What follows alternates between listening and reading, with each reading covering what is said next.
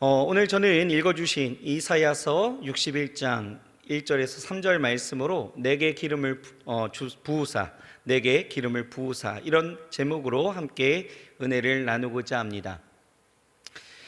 여러분, 겨울이죠. 굉장히 춥습니다. 겨울이 되니 여기저기서 불로 인한 그 재난 상황이 많이 일어나는 것을 보게 되는데, 지난주에도요, 5층 이 청년 사무실에서 화장실을 가려고 하면은 이 오픈 공간을 이렇게 가로질러 가야 돼요. 그런데 뭔가 심하게 타는 냄새가 나서 막 연기도 있고, 그래서 교회에 불났나? 해갖고 굉장히 시겁한 적이 있었습니다. 자라보고 놀란 가슴, 소뚜껑 보고 놀란다고 타는 냄새만 맡아도 가슴이 두근반세근반 하는 거예요. 그래서 냄새를 따라가서 이 사이렌 소리가 들리는 곳을 이렇게 밖을 보니까 이 관교 초등학교 쪽에 소방차가 집결해 있는 것을 보게 되었는데, 여러분, 이 불이라는 것이 굉장히 무섭죠. 사실 불이 무서운 것보다 더 무서운 것은 연기입니다. 건물에 불이 나면은 연기가 건물 내에 가득하게 되어지는데, 순식간에 차오르는 그 연기는 사방을 식별할 수가 없게 만들고요, 숨조차 쉴 수 없게 하는데, 이 불이 나면 불에 타 죽는 것보다 질식사하는 경우가 더 많다라는 것입니다. 그래서 저는요, 지난번 우리 교회에서 이 불이 났었잖아요. 그래서 그 이후로 생긴 습관 중에 하나가 어딜 가든지 꼭 비상구를 먼저 찾습니다. 비상구를 확인해요. 그래서 머릿속에 이 탈출로를 먼저 그리게 되어지죠. 혹여나 이렇게 되어지면은 요래해서 요렇게 나가야지, 뭐 이런 탈출로를 그린다라는 것입니다. 왜요? 비상구, 탈출구는요, 유일한 생명줄이기 때문에 그렇습니다. 그런 의미에서 누가 저에게 예수님을 한마디로 설명하라 한다면 저는 단연코 예수님은 비상구이시다라고 말할 것 같습니다. 왜요? 우리를 죽음에서 생명으로, 영원한 저주에서 영원한 축복으로 하나님의 의를 이루게 하시는 분이 오직 예수님밖에 없기 때문입니다. 하나님은 예수님 외에 다른 구원의 방법을 제시한 바가 없으시고, 오직 예수님만이 우리의 구원 되시는 메시아이심을 예적부터 예언하셨고, 예수님은 그렇게 예언하신 바 그것을 성취하시면서 이 땅 가운데 오셨다라는 것입니다. 하나님은 예수님 오시기 전에, 그 700년 전에 이미 이 이사야라는 선지자를 통해서 확실하고 분명하게 말씀하시는 것이, 이사야서 7장 14절을 보면 이렇게 예수님 탄생에 대해서 말씀하고 있어요. 같이 한번 읽어볼까요? 시작. 보라, 처녀가 잉태하여 아들을 낳을 것이요 그의 이름을 임마누엘이라 하리라. 예수님은 이 예언의 말씀대로 오셨습니다. 성취하셨어요. 이사야서 9장 6절을 보면 이렇게 말씀하고 있죠.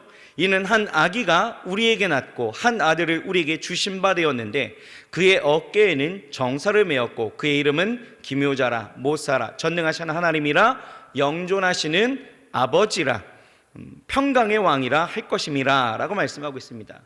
이 예언이요 그대로 성취되어서 예수님은 어떻게 해요? 우리에게 평강의 왕으로 오셨다라는 거예요. 이외에도 예수님은 예언되어진 그 말씀 그대로 다 성취하시면서 이 땅에 오셨습니다. 오늘 우리가 읽은 이 본문 말씀도 예수님께서 메시아로 이 땅 가운데 오실 것에 대한 예언이에요. 그런데 오늘 이 말씀에서 1절을 보게 되어지면 우리가 먼저 주목해야 될 단어가 하나 있습니다. 무엇이냐 하면 빨간 줄로 제가 그었죠. 뭡니까? 주 여호와의 신이 내게 임하셨으니, 그 뒤에 보면 더 중요한 것이 내게 기름을 부으사라는 거예요. 기름을 부으사. 이 말씀을 우리가 주목해 본다면 1절 주 여호와의 신이 내게 임하였다라고 하고 있어요. 여기서 주 여호와의 신이 뭐예요? 성령입니다. 그 성령이 누구에게 내리셨다라고 말씀하고 있어요? 내게, 그죠? 그리고 내게 기름을 부으셨대요. 그러면 내게는 누구입니까? 내게는 누구예요? 이 말씀을 기록하고 있는 이사야? 아니죠. 여기서 내가 누구인지에 대해서 우리가 이해하려면 누가복음 4장 17절과 18절을 우리가 알아야 되는 거예요. 자, 17절 18절 같이 한번 우리 천천히 누가복음 4장 17절에서 18절 같이 한번 읽어봅시다. 시작. 선지자 이사야의 글을 드리거늘 책을 펴서 이렇게 기록한 데를 찾으시니 곧 주의 성령이 내게 임하셨으니 이는 가난한 자에게 복음을 전하게 하시려고 내게 기름을 부으시고 나를 보내사 포로된 자에게 자유를 눈먼 자에게 다시 보게 함을 전파하며 눌린 자를 자유케 하고, 많이 들어보셨죠? 오늘 본문 말씀이에요. 예수님께서 안식일 날에 예수님이 자라난 그 나사렛 그 회당에서 늘 하시던 대로 성경을 읽으시려고 일어서서 이사야의 그 예언서의 두루마리를 받아들고 말씀을 읽으셨습니다. 그때 읽은 말씀이 바로 오늘의 본문 말씀이에요. 근데 이 말씀을 다 읽으시고 두루마리 성경을 시중 들던 사람에게 되돌려주면서 자리에 일어나셔서 하신 말씀이 21절이에요. 4장 21절에 이렇게 나와 있습니다. 이에 예수께서 저희에게 말씀하시되 이 글이 오늘날 너희 귀에 응하였느니라 하시니 라고 말씀하고 있어요. 이 성경의 말씀이 오늘 너희가 들은 이 자리에서 다 이루어졌다 라고 말하고 있는 거예요. 무슨 얘기입니까? 바로 이 예언의 말씀은 예수님에 대한 것이고 지금 예수님에 의해서 지금 이루어졌다라는 것을 선포하시는 거죠.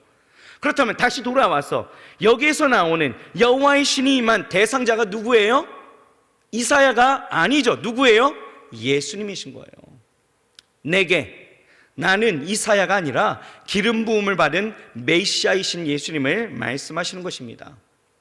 그런데 주의 영이 지금 무엇을 하고 계셔요? 기름을 부으사, 그죠? 내게 기름을 부으셨다라는 것입니다. 여러분, 기름을 붓는다라는 것은 고대 이스라엘에서 특별한 사명을 수행할 자들에게 머리 위에 올리브 기름을 붓는 것을 나타내는데, 성경을 보면은 이 기름 부음을 받은 자는 딱 세 종류의 사람들이 있었습니다. 누굴까요? 바로 왕, 제사장, 그리고 선지자예요. 이들은 특별한 사명으로 사는 사람들이죠. 하나님은 예수 그리스도를 이 땅에 보내실 때 기름을 부으셨대요. 왜요? 특별한 사명을 예수님께 주셨다라는 거예요. 자, 보세요. 완전한 예언의 성취로 이 땅 가운데 오신 예수님이시죠. 그리고 이 땅에 오실 예수님은요, 기름을 부음 받으셨대요. 보내시는 이에 특별한 사명을 갖고 이 땅 가운데 오셨다라는 거예요. 그렇다면 이 예수님은 그 사명을 어떻게 하셔요? 그 성취하신, 예언을 성취하신 대로 이 땅 가운데 오셔서 그 모든 사명을 온전히 그리고 완벽하게 수행하신다라는 것이죠. 그렇다면 예수님이 기름 부음을 받으시고 이 땅에 오실 때 하나님으로부터 받은 그 사명은 무엇일까? 예수님이 직접 우리에게 말씀하고 있죠. 세 가지입니다. 자, 첫째로 우리에게 베푸실 일들이에요. 오셔서 우리에게 행하시는 일들이 무엇일까? 여러분 궁금하셨잖아요. 어떤 일들이었습니까? 자, 첫째로 예수님은요, 가난한 자에게 아름다운 소식을 전해 주시기 위해서 오셨다라는 것입니다. 어떻게 해요? 가난한 자들에게 아름다운 소식을 전해 주시기 위해서. 자, 1절 말씀을 보면 여호와의 신이 내게 임하셨으니 라고 하면서 뭐라고 하느냐? 이는 이라고 이야기하죠. 이는 야안이라고 이야기하는데요, 이 야안은 접속사예요. 그러니까 왜 여호와의 영이 메시아에게 임하시는지를, 그 이유를 우리에게 설명하고 있다는 거죠. 그 첫 번째가 무엇이냐? 바로 가난한 자에게 아름다운 소식을 전하게 하려 함이라 라고 말씀하고 있는 거죠. 아름다운 소식은 바사르예요. 굿뉴스죠. 기쁜 소식, 좋은 소식을 이야기하는 것입니다. 유앙겔리온이라고도 이야기하죠. 뭡니까? 복음이에요. 복음. 여러분, 복음이 무엇일까? 라고 생각한다면 쉽게 우리 처음에 이야기했던 것처럼 비상구를 생각하시면 되는 거예요. 아무것도 보이지 않고 죽음 앞에 놓인 그 인생의 열린 생명으로 인도하시는, 구원을 향한 탈출구, 생명으로 인도하시는 유일한 길, 기쁨의 좋은 소식, 이것이 복음입니다. 예수님은 이 복음을 전하게 하시려고 오셨다라는 거예요. 누구에게요? 가난한 자들에게. 그렇다면 여러분, 이 가난한 자들은 누구일까요? 돈이 없어서 가난한 사람도 물론 있지만, 여러분 이 가난이라는 것은 우리가 좀 잘 생각해야 될 부분이다라는 거예요. 가난, 사실 예수님은요, 실제로 이 땅 가운데 오셨을 때에 복음을 받아들인 사람들이 대부분이 가난한 사람들이었죠. 그래서 그들과 함께 하기를 기뻐하셨다라는 거예요. 대부분 보면 어떤 사람들이었습니까? 죄인이었고요, 세리였고요, 창기였고요, 절뚝발이, 눈먼 자, 귀머거리, 귀신 들린 자, 어린아이들과 같이 당시 사회 가운데서 멸시와 천대를 받았던, 소외당하던 비천한 사람들이었던 것을 우리가 볼 수 있는 것이죠. 하지만 여기서 가난하다라고 하는 것은 물질적 가난만을 이야기하는 것이 아니다라는 거예요. 왜요? 성경에 보면 구원받은 사람, 그 좋은 복된 소식을 전해받은 사람이 가난한 사람만은 아니었다라는 거예요. 부자도 있었습니다. 아리마대 요셉이 부자였죠. 그는 구원을 받았습니다. 부자였던 삭개오도 마찬가지입니다. 아브라함의 복을 받았다라는 거예요. 그렇다면 여기서 가난은 무엇일까? 누가복음 6장 20절에 보면 예수님께서 이렇게 말씀하셔요. 가난한 자는 복이 있나니 천국이 너희 것이미요 라고 말씀하시는 거죠. 그런데 이 말씀을요, 마태복음에 보면은 팔복에서 이 가난이라는 것을 더 구체화시킵니다. 어떻게 말씀하시냐? 마태복음 5장 3절에 이렇게 말씀하고 있어요. 같이 한번 큰 소리로 읽어봅시다. 시작.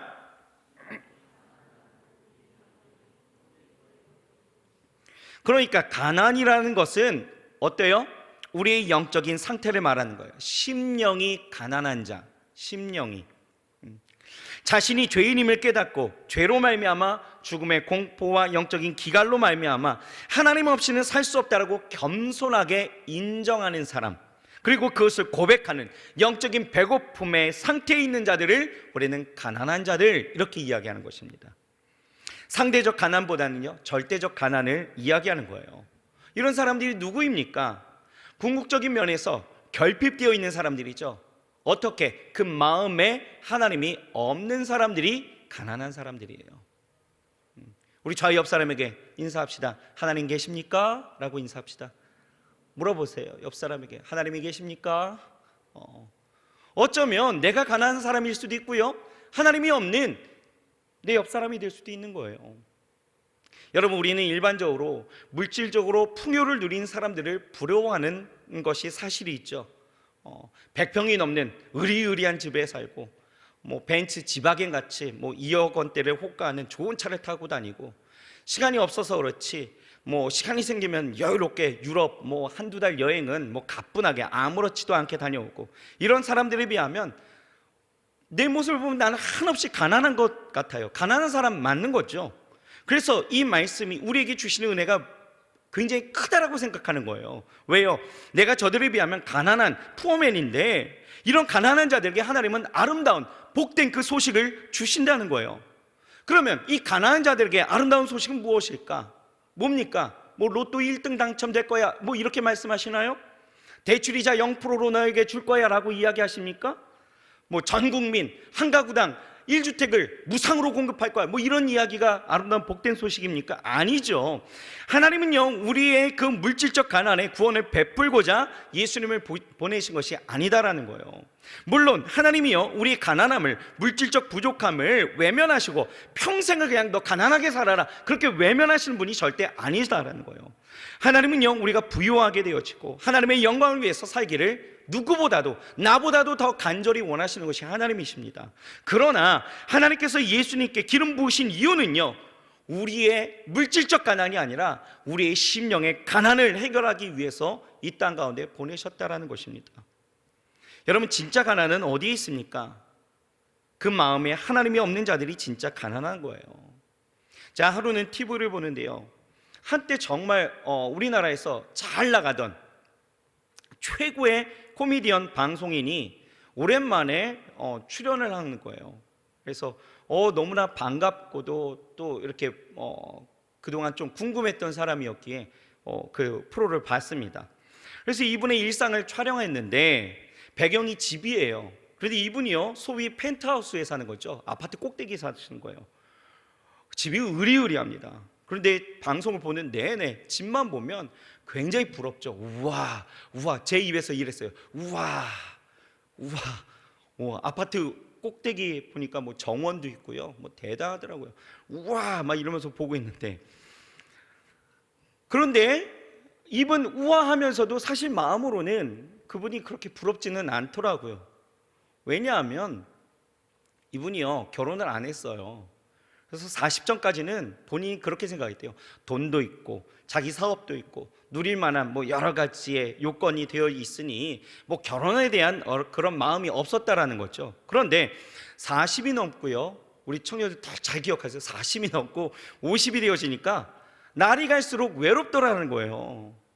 집에 들어가면 휑하니 그냥 그 넓은 집에 온기도 없고 자기를 반길 만한 어떤 사람도 없으니까 오히려 그 큰 집이 나 홀로 있다는 것이 너무나 마음에 어렵게 한다는 것이죠. 그래서 이분이 뭘 하느냐? 개를 키우더라고요. 개를 입양합니다. 그런데요, 제가 볼 때는 이 개를 키운다고 해서 이 외로움이 사라질까라는 의구심이 들면서 그 얼굴이 변하지 않는 모습들을 보게 되어지는 거예요. 제가 이 프로 보면서 생각했던 것이, 그래, 사람은 100평이 문제가 아닌 것이죠. 마음의 공간을 채워주는 하나님이 계시지 않는다라는 것이 문제다라는 것을 느낄 수 있었습니다. 여러분, 돈이 없어 가난한 것보다 더 중요한 것은요, 그 마음에 무엇으로 채우고 있느냐가 중요하다라는 것입니다. 그 마음에 하나님이 없는 사람들은 아무리 돈이 많고 명예와 권력이 있어도 절대적으로 이런 사람이 가난한 사람이에요. 공허함에 아무리 돈으로 채우려고 해보세요. 쾌락, 인기, 명예, 이런 대체적인 것들로 아무리 채우려고 해도 채워지지 않는 부분이 있기에 이것이 진짜 가난이다라는 것입니다. 우리가 계속 보고 있는 이 전도서를 봐도요, 그렇습니다. 모든 것을 다 가져봤고 모든 것을 다 해보았던, 정말 할 수 있는 대로 다 해봤던 사람이 하나 나와요. 누구예요? 솔로몬이죠. 솔로몬은요, 계속해서 고백하는 것이 뭐라고 이야기합니까? 인생은 헛되고 헛되다라고 반복해서 계속 강조하고 있어요. 이유가 무엇입니까? 왜요? 하나님이 없는 인생은, 죄로 점철되어진 이 인생은 공허함밖에 없다라는 것을 우리에게 가르치고 있다는 것입니다. 철학자 파스칼은요, 우리에게 이렇게 이야기합니다. 우리의 마음에는 하나님만이 채울 수 있는 공간이 있다, 이렇게 이야기를 하더라고요. 우리의 영혼의 만족은 다른 것으로 채워지지 않는다라는 것, 대체할 수 있는 것이 없다라는 거예요. 하나님은 우리에게 말씀해 주십니다. 고린도후서 3장 5절에 우리 같이 한번 읽어봅시다. 시작. 우리가 무슨 일이든지 우리에게서 난 것 같이 스스로 만족할 것이 아니니 우리의 만족은 오직 하나님으로부터 나느니라. 믿으십니까? 아멘. 여러분, 죄의 문제로 발생해서 그 무엇으로도 채울 수 없는 영적인 기갈은, 그 가난은 오직 예수 그리스도를 통해서만 채울 수가 있는 거예요. 그러니 우리의 비우고 비어진 그 가난한 그 심령을 위해서 누가 오셔야만 했습니까? 예수님이 오셔야만 했다라는 거예요. 사도행전 4장 12절에 이렇게 말씀하고 있어요. 다른 이로서는 구원을 얻을 수 없나니 천하 인간의 구원을 얻을 만한 다른 이름을 우리에게 주신 일이 없음이니라 라고 말씀하고 있어요. 예수님을 통해서만 죄로 말미암아 뻥 뚫린 그 인간의 공허함, 그 텅 빈 마음을 채울 수 있다라는 것이죠. 요한복음 4장 14절은 우리에게 이렇게 말합니다. 내가 주는 물을 마시는 자는 영원히 목마르지 아니하리니 나의 주는 물은 그 속에서 영생하도록 솟아나는 샘물이 되리라 라고 말씀하고 있어요. 예수님이 주시는 물, 예수님만이 우리에게 만족됨이 되어지고 그 가난함을 채울 수가 있다라는 것입니다. 시편 107편 9절입니다. 같이 한번 읽어봅시다. 시작. 그가 사모하는 영혼에게 만족을 주시며 줄인 영혼에게 좋은 것으로 채워주심이로다. 아멘이신가요? 아멘. 성경을 읽으면 이렇게 아멘으로 여러분들의 그 믿음을 보이시는 거예요. 아멘. 맞습니다. 하나님이 이런 거예요. 여러분, 하나님은요, 예수님을 이 땅에 보내시고 십자가의 그 대속의 사역을 통해서 우리를 구원하시면서 가난한 자들을, 다시 말해서 죄로 인해서 영적인 기갈, 그 공허함 속에서 인생을 사는 그 만족을 모르는, 그 만족할 수 없었던 이러한 이들에게 구원과 그 은혜를 베푸시고, 그리고 그 은혜 가운데 살아갈 수 있도록 하나님은 예수님께 기름 부으셨다라는 거예요. 그리고 이 땅 가운데 보내셨다라는 것이죠. 여러분, 이것이 복음인 거예요. 이 복음을 전하게 하기 위해서 예수님이 이 땅 가운데 몸소 오셨다라는 것이죠.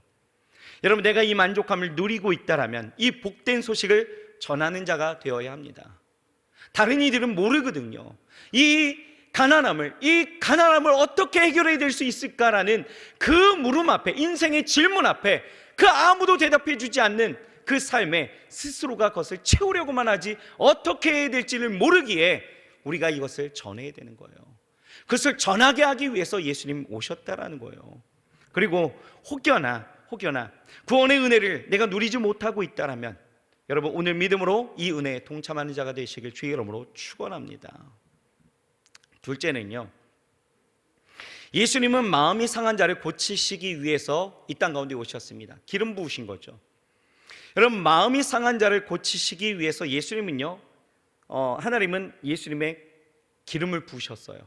부으셨는데, 그렇다면 여러분, 마음이 상한 자가 누구입니까? 마음이 상한 자, 상했다라는 것은 샤바르라고 이야기해요. 샤바르, 산산조각 났다라는 거예요. 깨졌다라는 거예요. 부서졌다라는 거예요.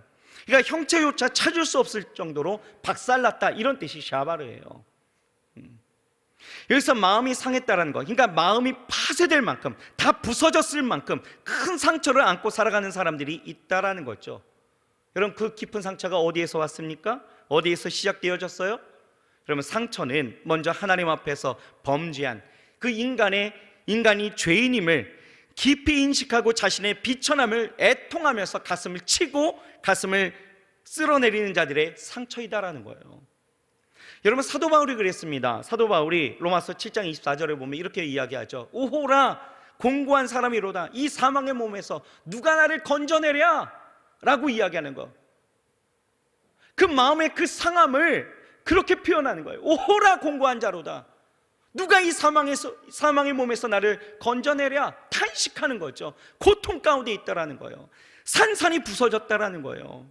죄인임을 깨닫고 자신의 그 비천함을 애통하는 사람, 이 사람이 바로 마음의, 심령에 그 상함이 있는 자들, 아파하는 자들이죠.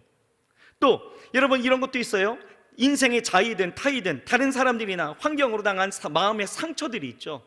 이유가 어찌됐든 간에 여러분, 상처의 근본 이유는 다 어디서 시작되어지느냐? 죄입니다.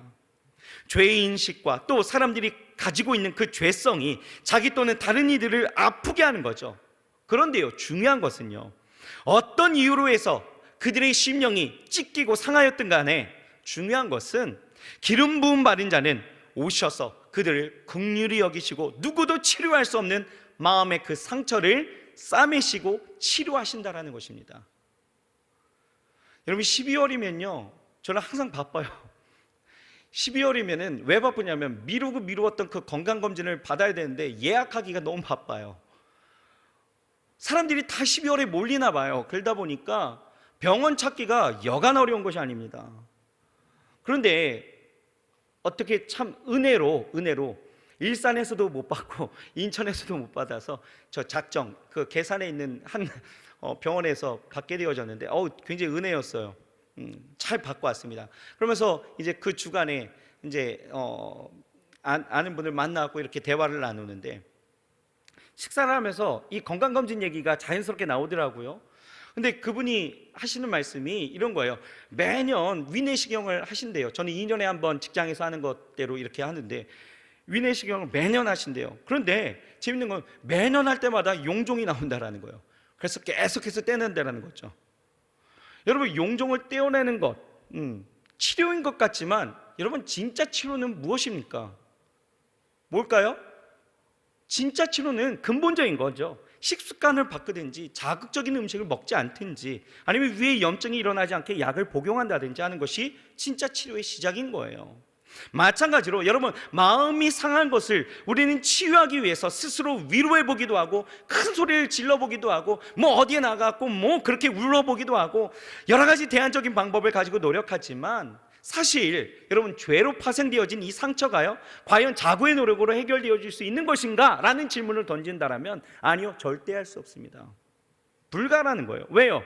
이 모든 상처는요 죄에서 시작되어진 것이고 죄의 문제는 인생의 노력으로 해결될 일이 아니기 때문에 그렇다라는 거예요. 그러니 우리가 아무리 노력한다 해도 해결할 수 없는 이 죄로 인한 상한 이 마음을 여러분, 치유되어지지 아니하고 오히려 상한 심령이 더 큰 상처를 받지 않기 위해서 어떻게 해요? 사람들이 자신을 꽁꽁 싸매게 되어지죠. 스스로 격리해버립니다.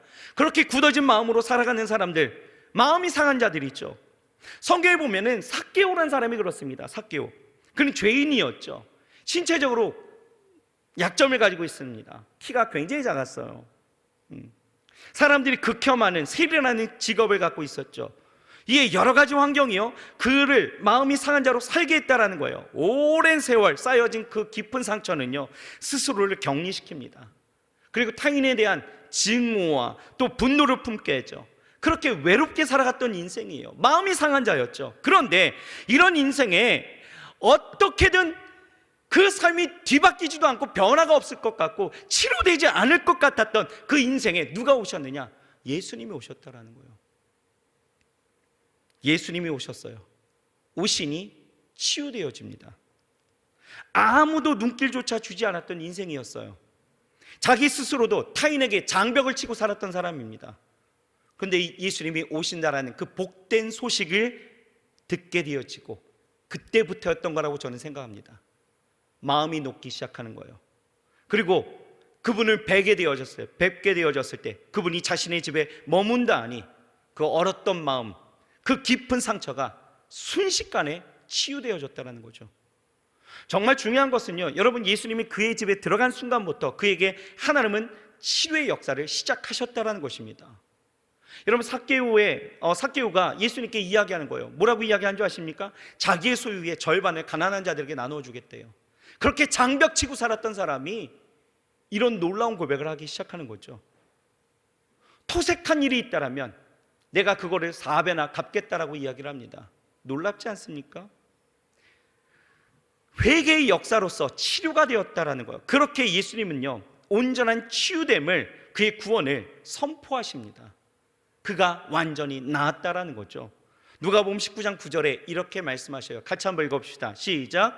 예수께서 이르시되 오늘 구원이 이 집에 이르렀으니 이 사람도 아브라함의 자손이미로다.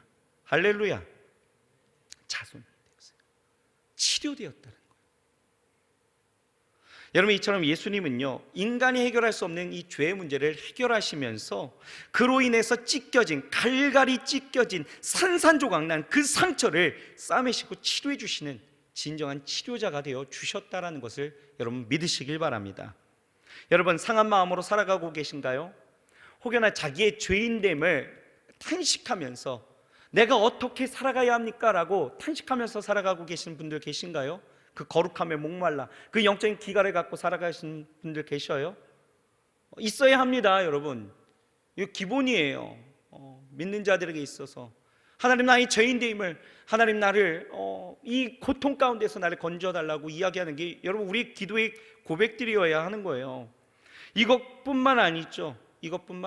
내 삶 가운데 당하여진 여러 가지 깊은 상처가 참 많이 있어요. 사람에게든 어떤 상황 속에서든 여러분, 그 상처 가운데 놓여져 있을 때에 여러분 혼자 그냥 끙끙 붙들고 그냥 그것을 굳어진 채로 여러분 그걸 곪게 만들지 마시고요, 오늘 치료자이신 예수님 앞에 삭개오가 예수님을 보러 나아갈 수 있었던 것처럼 여러분들이 나아가야 되는 거예요. 누가 해줄 수 있는 게 아니에요. 여러분들이 나아가야 합니다. 나아갈 때 치료자 되신 예수님은요, 여러분들의 인생을 고치시는 거예요. 여러분, 수가성의 그 여인을 한번 보세요. 이 여인은요, 사람들이 있을 때는 인생이 너무 수치스러워서 우물가에 물을 길러 오지도 못했다라는 거죠. 남편이 5이 있어도 만족하지 못했던 인생입니다. 수치심과 거절감에 상한 마음으로 살았다라는 거예요. 누구도 해결해 주지 못했고 자기 스스로도 그 경계 밖으로 나오지 못했다라는 거예요. 그렇게 살았던 수가성 여인이요, 예수님을 만납니다. 예수님을 만났을 때에 아무도 해결해 주지 못했던, 스스로 해결하지 못했던 그 깊은 상처가 치유받았다는 거예요. 그러면서 예수님께서 하신 말씀이 뭐예요? 영원히 목마르지 않는 생수를 너에게 주겠다라고 말씀하시는 거죠. 영원히 목마르지 않는 생수, 누구예요? 예수 그리스도. 그분이 주시는 은혜 가운데 살게 하시겠다라는 거예요. 여러분, 이번에 그 이태원 참사로 인해서 많은 이들이 안타까운 죽음을 맞이했죠. 자식을 잃은 그 부모들의 그 인터뷰를 보게 되어졌을 때 참 같은 마음으로 통감할 수밖에 없었고, 인터뷰하실 때 그 가슴을 치던 그 모습들이 참 안타까운 모습을 보게 되어졌는데, 여러분 사실 그래요. 자식을 잃은 슬픔 말로 닿을 수 없는 거죠. 깊은 상처입니다. 깊은 상처. 그런데 성경을 보면요, 이 자식뿐만 아니라 모든 것을 다 잃어버린 사람이 있습니다. 누구예요? 바로 욥이죠. 상한 마음으로 살았던 사람입니다. 욥에게 친구 엘리바스는요 이렇게 위로를 합니다. 욥기 5장 18절에 보면 이렇게 이야기해요. 하나님은 아프게 하시다가 싸매시며 상하게 하시다가 그의 손으로 고치시나니. 이건 엘리바스가 하나님을 향한 믿음의 고백이었다라는 거예요. 여러분 맞습니다. 하나님은요 아프게 하시다가 또 싸매시고 상하게 하시다가 그의 손으로 고치시는 하나님이신 거죠. 어떻게요? 우리 안에 예수 그리스도를 보내심으로. 여러분 이 대강절에 우리의 깊은 상처 내어드려야 합니다. 누구에게요? 오시는 예수 그리스도 앞에. 우리의 상처를 내어드리게 되어질 때에 내가 할 수 없었고 내가 감당할 수 없었고 내가 어떻게 할 수 없었던 그 깊은 상처가 주님 오심을 통하여서, 그리고 나를 만나주심을 통하여서, 나를 만지심을 통하여서 여러분 분명히 치료되게 되어질 줄 믿습니다. 아멘. 마지막 셋째는요, 예수님은요 기름 부음 받으사 이 땅 가운데 오신 사명이 뭐예요? 포로된 자를 자유롭게 하기 위해서 오셨다라는 것입니다. 오늘 성경을 보세요. 예수님은요 포로된 자에게 자유를, 갇힌 자에게 노임을 선포하기 위해 오실 것을 예언해 주고 있죠. 예수님은 포로되어지고 갇혀있는 인생을 위해서 기름 부음을 받으셨다라는 거예요. 이 땅에 그리고 오셨다라는 거예요. 왜요? 우리 안에 해방과 자유를 주시기 위해서이죠. 그렇다면 여러분, 우리를 포로로 얽매이고 묶고 감금시키는 것이 무엇입니까? 무엇이에요? 바로 죄라는 것이죠. 습관입니다. 여러분 중독이에요. 그것이 우리를 계속해서 묶고 우리를 포로로 만들고 우리로 하여금 죄의식 가운데에서 계속 눌리게 하고 정죄당하게 하고 나를 아프게 하고 힘들게 하는 것, 나를 갇혀있게 만드는 그 감옥 가운데 놓이게 하는 것들, 바로 이것이 죄, 습관, 중독이에요. 예수님은요 이런 죄 또 습관, 중독에서 벗어나지 못하고 노예화되어진 그 상태 가운데서 고통하는 자들을 해방시키고 자유케 하기 위해서 오셨다라는 것입니다. 예수님은 우리의 눌린 심령을 자유케 하기 위해서 오셨다라는 거예요. 옆 사람 한번 보세요. 얼굴이 눌려 있는지. 예. 눈이 눌렸고 조그만 거 뭐 이런 거 아닙니다. 예. 여러분 2절 말씀을 보실까요? 2절 말씀에 이렇게 말씀하고 있습니다. 여호와의 은혜의 해와 우리 하나님의 신원의 날을 전파하여 모든 슬픈 자를 위로하되. 예수님이 오심으로 우리를 포로되게 하고 또 묶어버린 것들을 어떻게 하신대요? 신원하신대요. 신원하신다는 것은 복수하시겠다는 거예요.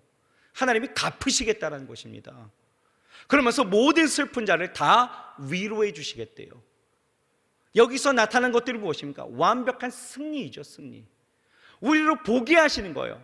그리고 나로 승리케 하시겠다는 것입니다. 3절 말씀 보세요.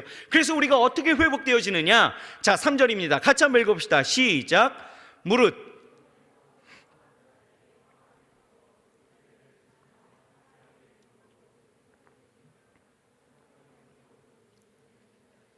그들로 의의 나무 곧 여호와의 심으신 바 그 영광을 나타낼 자라 일컬음을 얻게 하려 하심이니라. 아멘. 여러분 슬퍼하는 시온의 백성들에게 어떻게 하셔요? 제 대신에 화관을 주시겠대요. 슬픔 대신에 희락의 기름을 발라주신대요. 근심 대신에 찬송의 옷을 입혀주신대요. 제가 무엇입니까? 고통하는 거죠. 슬픔을 상징하는 거예요. 화관이 무엇입니까? 기쁨이죠. 영광을 이야기하는 거예요. 여러분 예수님께서 오실 때에 우리의 모든 그 죄를, 그 고통하는 것과 그 슬픔에 당하여진 모든 것들을 여러분 그냥 조금 덜어주시는 것 아닙니다. 완전히 화관으로 바꾸어 주시겠다라고 말씀하고 있는 거예요. 슬픔을 그냥 조금 완화시켜 주신 것이 아니에요. 완전히 슬픔을 기쁨으로 바꾸어 주신다는 거예요. 근심을 조금 덜어주시는 것이 아니에요. 찬송의 옷을 입히심으로 나로 찬송케 하신다는 거예요. 무슨 이야기입니까? 완전히 완벽하게 회복시켜 그리스도 안에서의 삶의 질이 완전히 다른, 차원이 다른 삶을 살게 하시겠다라는 거예요. 그러니 오실 예수님, 이러한 역사 가운데에서 기름 부음을 받으심에 완벽히 완전히 성취하신 그 예수 그리스도를 우리가 맞이하게 되어졌을 때 우리의 삶이 어떻게 되어질까요? 변하는 거예요. 변하는 거예요. 우리 좌옆 사람에게 인사합시다. 변해요 라고 인사합시다. 변해요. 변해요. 변하는 것입니다. 완전한 자유와 해방이 있게 되어지는 거예요. 그 환희와 그 기쁨이 우리의 삶 가운데 넘쳐나게 되어지는 거죠. 이전과 다른 삶을 살게 되어지는 것입니다. 새로운 삶을 살게 되어지는 거예요. 여러분, 이게 불가능할까요? 에이, 목사님, 제가 예수를 믿고 있지만 그런 적은 없습니다. 아니요, 불가능한 것 절대 아닙니다. 정말 돼요. 예수님은요, 우리에게 말씀하십니다. 요한복음 8장 32절에 이렇게 말씀하고 계셔요. 같이 한번 읽어봅시다. 진짜 중요한 말씀이에요. 시작. 진리를 알지니 진리가 너희를, 이거 아닌데요, 제가 안 좋나 봅니다. 자, 8장 32절에 뭐라고 말씀하고 있냐면, 진리를 알지니 진리가 너희를 자유케 하리라, 이렇게 말씀하고 있어요. 진리를 알지니 진리가 너희를 자유케 하리라. 무슨 뜻입니까? 쉽게 말하면 이거예요. 우리가 믿음으로 구원을 받고 죽음 후에 천국이 있다는 그 진리를 알게 되어지면, 그것을 믿으면 죽음으로부터 우리는 자유함을 갖게 되어진 거죠. 여러분, 사람들이 가장 두려워하는 것이 뭡니까? 죽음이에요. 죽음에 대한 문제 아니겠어요? 그런데 죽음이 두려운 이유가 무엇입니까? 진리를 모르기 때문에 그래요. 진리는 무엇입니까? 진리는 예수님께서 이 땅 가운데 오셔서 나를 구원하심에 내가 죽어도 살겠고 무릇 살아서 믿는 자는 영원한 삶을 우리에게 주시겠다라는 거 아니게요? 천국의 복이 내게 있다라는 거예요. 그러니 그 진리를 알면 이 죽음이 두렵습니까? 아니요, 두렵지 않은 거예요. 자유케 되어지는 거죠. 여러분, 이슬람교의 그 무슬림들에게도 천국의 개념이 있어요. 그래서 꾸란을 보면은 이 무슬림이 순교하게 되어질 때, 순교할 때 처녀 72명이 하늘에서 시중을 받든다라는 거예요. 그냥 그야말로 천국에서 후세를 누리는 거죠. 그래서 이슬람에서는요, 순교하면 천국 가는데 여자에게 죽임을 당하면은 천당 가지 못한다라는 거예요. 그래서 자살 테러라는 것도 그렇게 서슴없이 할 수 있는 이유가 바로 이런 거예요. 믿으니까 죽음을 불사하는 거. 왜요? 저들이 알고 있는 진리에 대한 믿음이 있죠. 그냥 안타까운 것은 진짜 진리를 모르니까 저렇게 험맹리한 이상한 짓을 하는 것이죠. 아무튼 여러분, 우리는 적어도 이 말씀만큼은 좀 기억했으면 좋겠어요. 로마서 8장 1절에서 2절이에요. 좀 아까 내보냈던 거 똑같이 시작. 그러므로 이제 그리스도 예수 안에 있는 자에게는 결코 정죄함이 없나니 이는 그리스도 예수 안에 있는 생명의 성령의 법이 죄와 사망의 법에서 너를 해방하였습니다. 그런데요, 우리는 이 하나님의 말씀이요, 알 것 같아요. 믿어지는 것 같아요. 그런데 정말 우리의 실제적인 삶으로 나아가게 되어지면 어떻습니까? 왠지 그 말씀이 나를 그냥 속박하는 것 같아. 예수 믿는 게 왜 이렇게 어려워? 예수 믿는 게 왜 이렇게 힘들어? 말씀, 좋은 말씀인 거 나도 알겠는데 이거 어떻게 지켜야 돼? 나를 옥죄는 것 같아. 답답해. 하지 말라는 게 왜 이렇게 많아? 술도 먹지 말라고, 담배도 피지 말라고. 교회 가니까 이거 너무너무 꼰대 같아. 막 이런 거 아니겠어요? 그러니까 자꾸 말씀 밖으로 자신의 삶을 밀어버릴 때가 많이 있다라는 거예요. 왜 그렇습니까? 여러분, 하나님이 주시는 예수 그리스도의 그 풍성함을 진짜 맛보지 못했기 때문인 거예요. 다윗은요, 하나님을 경험했던 사람입니다.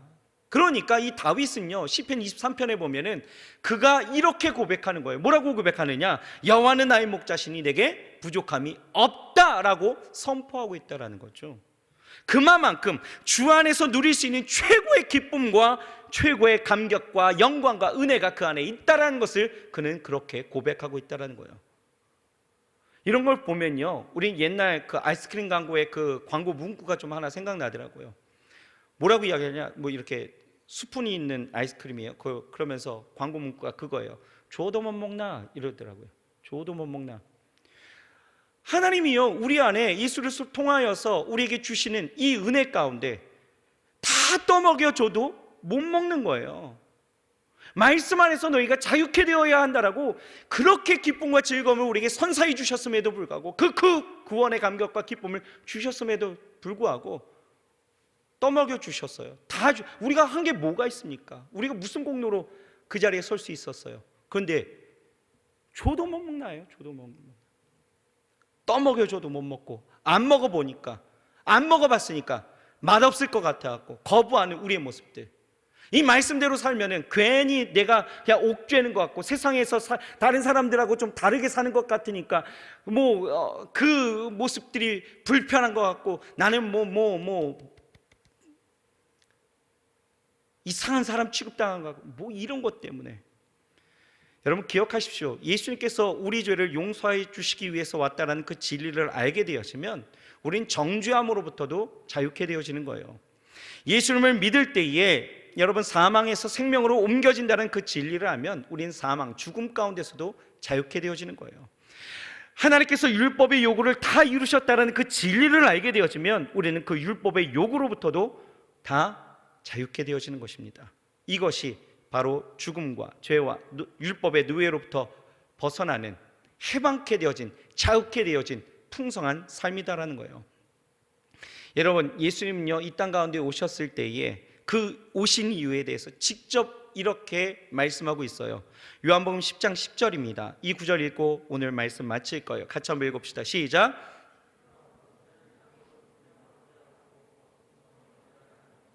내가 온 것은 양으로 생명을 얻게 하고 더 풍성하게 하기 위해서, 우리 안에 만족과 기쁨과 영광과 그 은혜를 더 풍성하게 주시기 위해서 오셨다라는 거예요.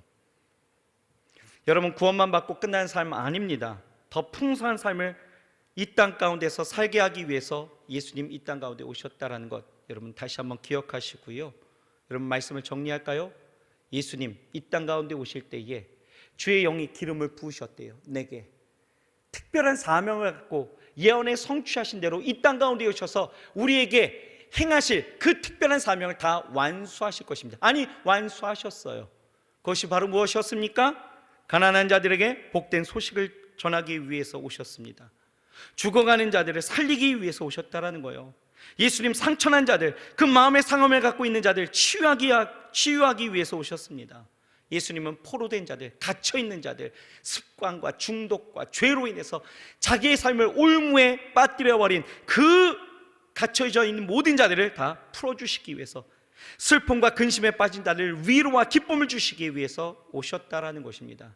그러므로 여러분 예수님의 이 사역 앞에 내 삶을 다시 한번 적용해 보시고, 여러분 안에 가난함이 다시 한번 하나님의 부유함으로, 하나님이 내 마음의 그 상처들을 싸매시고 나를 일으키심에 다시 한번 일어나는 놀라운 하나님의 은혜로, 그리고 내게 갇혀있는 것들이 다시 한번 자유케 되어져서 여러분들이 하나님 안에서의 참된 만족과 기쁨을, 그 구원의 은혜와 감격과 그 즐거움을 마음껏 누리면서 이 대강절에 오실 예수님과 함께 마음껏 누릴 수 있는 우리 사랑하는 청년들 그리고 성도님들 되시길 주의 이름으로 축원합니다.